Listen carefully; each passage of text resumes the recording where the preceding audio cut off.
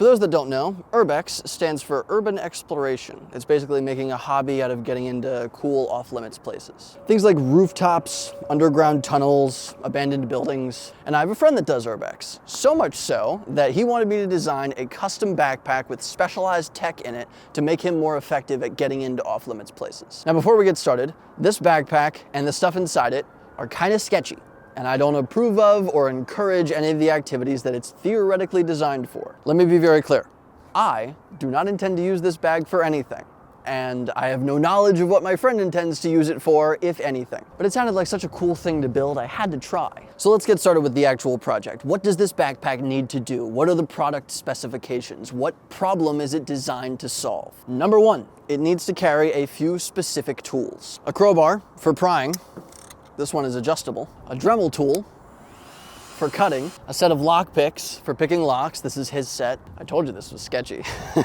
A flashlight for dark areas. A construction vest, apparently for camouflage inside of construction sites. Something called an under the door tool, which is apparently a device that you can slide under a door and open the lock from the other side without picking it. A Faraday cage to block radio signals and make sure he's not trackable. Binoculars, I guess, for scoping out your target location. And a specialized computer and motion sensor that I made, which I'll talk more about in a second. Again, I cannot stress enough that I do not condone any of what all of those things imply. So that's all the items. Now on to requirement number two. The bag needs to look inconspicuous. It needs to blend in. My friend explained that in urban exploration, before you get into the place that's off limits, you don't want to stand out. He doesn't want to draw any unnecessary attention to himself. He wants to blend in, but it's hard to carry a crowbar and blend in, and a crowbar like this won't fit in most backpacks. The under the door tool I mentioned earlier is basically just a really long, thick wire, and it doesn't fit into any bag easily either. So the Urbex bag has to hold and hide these specialized tools while looking like a normal bag. Requirement number three, it needs to be as compact as possible. My friend explained to me that he's often like squeezing through tight spaces or climbing up stuff, and so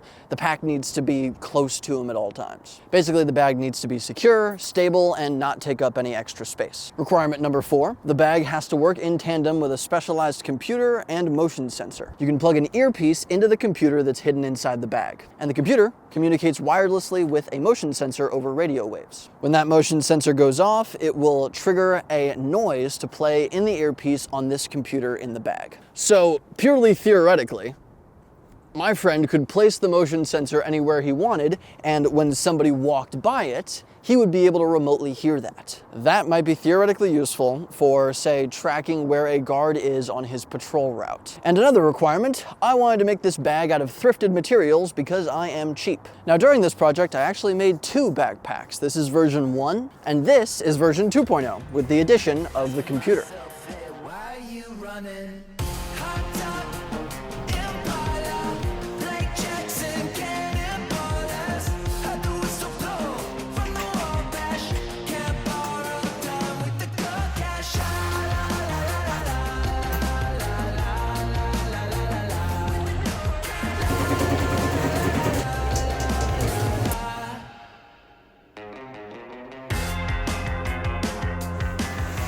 Version 1 is quick and dirty. It's compact and it holds the crowbar well. It also holds the lockpick bag and the Faraday cage through some Velcro pockets on the outside. Really quick, a Faraday cage is basically just some device that blocks radio signals from going in or out. My friend wanted it because he likes to take his phone out with him in case of emergencies, but he doesn't want it to track any record of his location, so he can just pop it in, fold it over, and now it can't have any radio signal connected to it. It's completely locked off. So basically there's no chance of it tracking anywhere he's going. So I sewed this super basic bag out of a Faraday fabric that I found online, and sure enough, anything that's dropped into it completely loses all signal. The bag can be cinched up tight enough to kind of act like a tool belt, and it's sometimes slim enough to hide under clothes, sometimes, but it fails most of my other goals. It can't hold the Urbex computer, it can't hold the under the door tool. It has very little space in general, it's just too thin, and it's the opposite of inconspicuous. It looks like a rifle bag. But I gave that one to my friend as a first version prototype, and he used it, and he said it worked great. He sent me footage of him using it, he said it worked beautifully once he was inside the target location, and that it carried everything he wanted. And best of all, the first version cost me like practically nothing. I thrifted an old ski bag from a Salvation Army.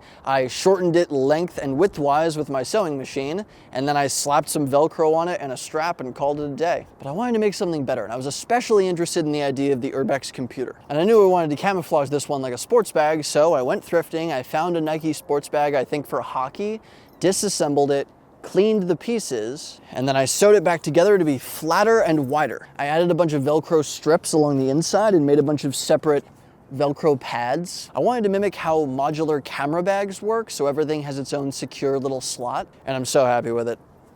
It works beautifully. I added all the branding to the outside to try to make it look like a sports bag, and let me know what you think in the comments, but I think this looks like a legit sports bag.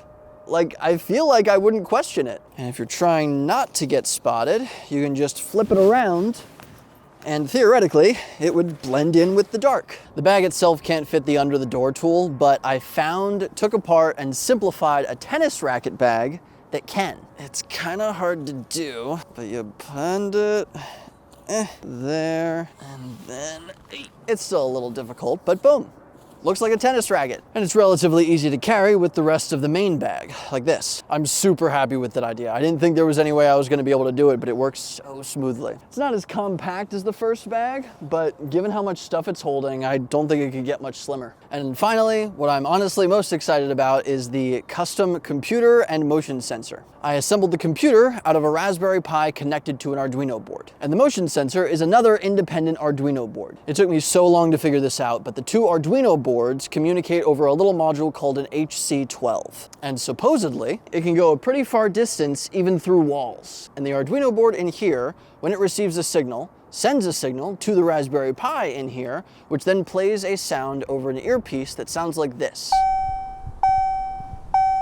I am sure there are ways to do this way simpler, but I'm a beginner to this. I don't know anything about this world, so it took me forever to figure this out. That said, if you have ideas on how to simplify this or any questions on how it works, let me know in the comments. But the idea of this module is so sick. My friend was using the example of entering a roof door and placing the motion sensor behind him as he goes through. If he hears the notification in his earpiece, that means the exit is compromised and he needs to hide. It theoretically gives him access to a ton of intel about his surroundings completely silently. And the coolest thing in my opinion is that it's all, in a way, untraceable. Because my friend was telling me that when you use SIM card modules, for example, you connect the motion sensor to the cellular network, you're going to have a lot more effective range, but every time you set up a SIM card, there's going to be some information that's tied back to you. So this little direct radio setup is kind of off-grid. Both of these modules are an extremely rough prototype. I just 3D printed the cases. Obviously, my friend couldn't put this anywhere. It stands out way too much. So I need to improve the cases significantly before they're effectively usable, but the concept is there. But I love the flexibility that the Raspberry Pi and Arduino boards give me. There's so much open source information out there for both of them, so I've got a ton of ideas for future upgrades, and I'll do those in future videos. So, that's it. I'm gonna pass the new bag off to my friend and hope he doesn't get up to any serious mischief with it. But this project was so fun that I've started working on other custom specialized Urbex tools for him. I'm thinking like a portable grappling hook style ladder and some specialized clothing. And all those are obviously coming in future videos too. In the meantime, thanks for watching. And if you have any ideas for future upgrades or tech, let me know in the comments. Peace out.